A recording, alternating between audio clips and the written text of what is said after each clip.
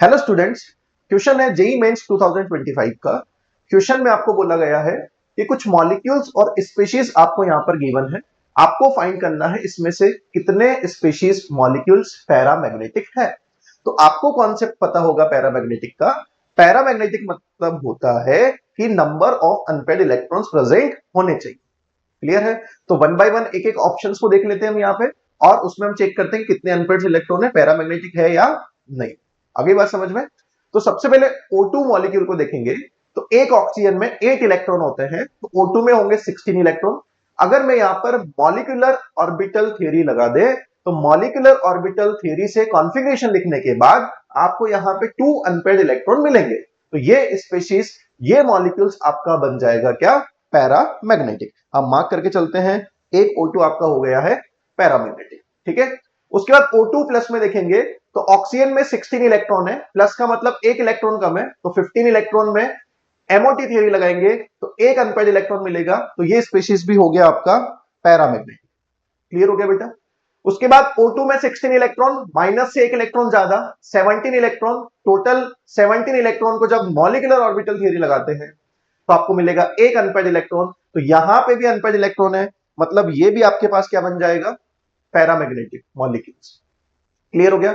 उसके बाद एनओ में अगर हम इसका स्ट्रक्चर बनाते हैं तो आप ध्यान से देखेंगे, नाइट्रोजन के पास आउटर मोशन में 5 इलेक्ट्रॉन होते हैं, उसमें से 2 इलेक्ट्रॉन ऑक्सीजन के साथ बॉन्ड बनाने में काम आ गए, एक लोन पेयर है, तो एक सिंगल इलेक्ट्रॉन ऑड इलेक्ट्रॉन यहां पे रहेगा। तो ये ऑड इलेक्ट्रॉन स्पीशीज है, इसलिए आप इसको भी क्या बोलोगे? अनपेयर्ड इलेक्ट्रॉन होने की वजह से पैरामैग्नेटिक। तो एनओ भी आपका हो जाएगा क्या? पैरामैग्नेटिक। क्लियर है? सिमिलरली NO2 में सेम कॉन्सेप्ट हम लगाएंगे। तो NO2 में नाइट्रोजन के पास 5 इलेक्ट्रॉन में से 2 इलेक्ट्रॉन ऑक्सीजन के साथ बॉन्ड बनाने में काम आ गए। एक 2 इलेक्ट्रॉन का जो पेयर है, लोन पेयर, वो ऑक्सीजन के साथ कोऑर्डिनेट बॉन्ड बना रहा है, और एक यहां पे रहेगा unpaired electron, that is odd electron. ये भी स्पीशीज है, तो इसको भी आप क्या बोलोगे? पैरामैग्नेटिक। आगे बात समझ में। उसके बाद आपको दिया है नेक्स्ट CO। CO में हम लगाएंगे मॉलिक्यूलर ऑर्बिटल थ्योरी। टोटल यहां पर 14 इलेक्ट्रॉन है। जब MOT के अकॉर्डिंग इसका इलेक्ट्रॉनिक कॉन्फ़िगरेशन लिखा जाएगा तो यहां पे आपको मिलेंगे 0 अनपेयर्ड इलेक्ट्रॉन, मतलब ये स्पीशीज है आपका डायमैग्नेटिक। अगली बात समझ में। नेक्स्ट है K2NiCl4, कॉम्प्लेक्स कंपाउंड है। यहां पे निकल का ऑक्सीडेशन नंबर +2 आएगा।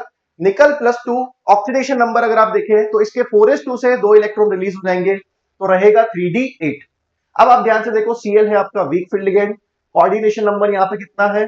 4 है, तो coordination number 4 weak field ligand में ज्योमेट्री बन जाती है टेट्राहेड्रल। तो इस कंडीशन में आपको अनपेयर्ड इलेक्ट्रॉन मिलेंगे 2। तो ये स्पीशीज भी आपका बन चुका है पैरामैग्नेटिक स्पीशीज। क्लियर होगी बात? उसके बाद नेक्स्ट हम बात करेंगे CONH3 का होल 6Cl3। तो जब इसकी बात करेंगे तो यहां पे कोबाल्ट का ऑक्सीडेशन नंबर +3 आएगा। कोबाल्ट +3 का इलेक्ट्रॉनिक कॉन्फ़िगरेशन 3d6 होगा। अमोनिया आपको पता है स्ट्रॉन्ग फील्ड लिगेंड है, कोऑर्डिनेशन नंबर यहां पे 6 गिवन है। Strong field ligand, coordination number 6, octahedral geometry होगी, और यहां पे अनपेयर्ड इलेक्ट्रॉन आपको मिलेंगे 0, मतलब ये बन गया पेयर डायमैग्नेटिक। क्लियर हो गया बेटा? लास्ट हम बात करेंगे K2NiCl4। यहां पे निकल का ऑक्सीडेशन नंबर +2 मिलेगा। निकल +2 मतलब 3d8। साइनाइड आपका होता है स्ट्रॉन्ग फील्ड लिगेंड, और कोऑर्डिनेशन नंबर गिवन है यहां पे कितना बेटा? 4। तो ये बनेगा स्क्वायर क्लीनर, और इसमें अनपेयर्ड इलेक्ट्रॉन मिलेंगे आपको 0। तो ये स्पीशीज है आपका डायमैग्नेटिक।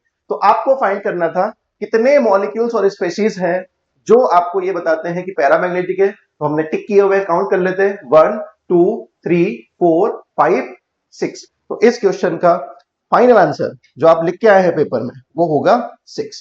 क्लियर हो गया? Thank you.